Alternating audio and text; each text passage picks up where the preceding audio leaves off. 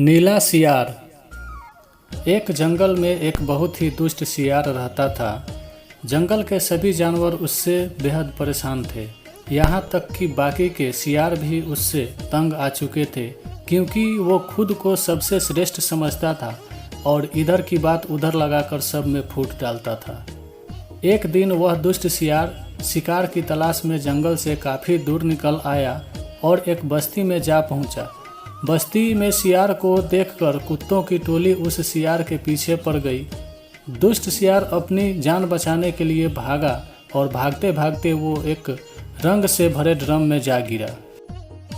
वह घर एक रंगरेज का था। वह चुपचाप उस ड्रम में ही पड़ा रहा और जब उसे लगा कि अब खतरा टल गया है तो वह ड्रम से बाहर निकला, लेकिन तब तक उसका पूरा शरीर ड्रम में भरे नीले रंग से रंग चुका था। फिर वो जंगल में लौट आया तो उसने देखा कि उसके नीले रंग को देखकर सभी जानवर उससे डरकर भाग रहे हैं। सबको खुद से यूँ डरता देख दुष्ट सियार के मन में एक योजना आई। डरकर भागते जानवरों को रंगे सियार ने आवाज़ दी, भागो मत, मेरी बात सुनो, मेरी तरफ देखो, मेरा रंग कितना अलग है। ऐसा रंग किसी और जानवर का नहीं है। दरअसल भगवान ने मुझे यह खास रंग देकर तुम्हारे पास भेजा है। मैं तुम सबको भगवान का संदेश सुनाऊंगा।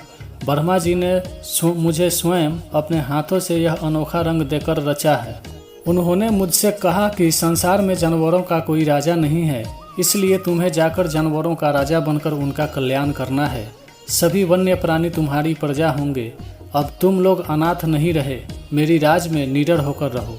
लेकिन ध्यान रहे, जो भी मेरी बात नहीं मानेगा वो भस्म हो जाएगा। जंगल के सभी जानवरों पर सियार की जादुई बातों का बहुत असर हुआ। यहाँ तक कि बाघ, शेर, चीता तक उसकी बात में आ गए। सभी जानवर उसके चरणों में लौटने लगे और बोले, हम आपको अपनी सम्राट स्वीकार करते हैं। आप ब्रह्मा के साक्षात दूत बनकर आए हैं। हम भगवान की इच्छा का पालन अवश्य करेंगे। सियार पंजा उठाकर बोला, तुम्हें अपने सम्राट की सेवा और आदर करनी चाहिए। हमारे खाने पीने का शाही प्रबंध करो। बस सम्राट बने सियार के शाही ठाठ हो गए। वो राजसी शान से रहने लगा। सियार जिस जीव का मांस खाने की इच्छा जाहिर करता वो उसे परोस दिया जाता। शेर, चीता और हाथी जैसे शक्तिशाली जानवरों को उसने अपना सेनापति बना रखा था और सियारों की टोली व जिन जानवरों को वह नापसंद करता था उनको उसने जंगल से बाहर निकलवा दिया, क्योंकि उसे अपनी जाति के सियारों द्वारा पहचान लिए जाने का खतरा भी था। एक दिन नीला सियार खूब खा पीकर अपने शाही मांद में आराम कर रहा था कि बाहर उजाला देखकर बाहर की ओर चला गया। उस समय चांदनी रात थी और पास की जंगल में सियारों की टोलियां अपनी आवाज़ में जोर जोर से चिल्ला रही थी।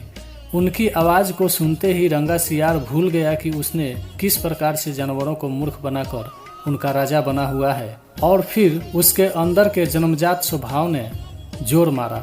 वो भी चांद की ओर मुंह उठाकर सियारों के स्वर में स्वर मिलाकर चिल्लाने लगा।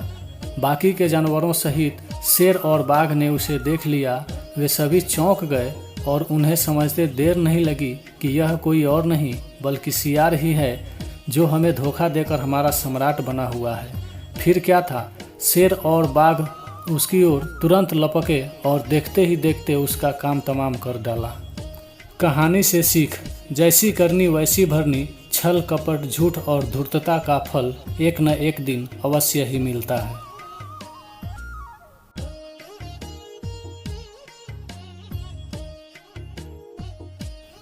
धन्यवाद।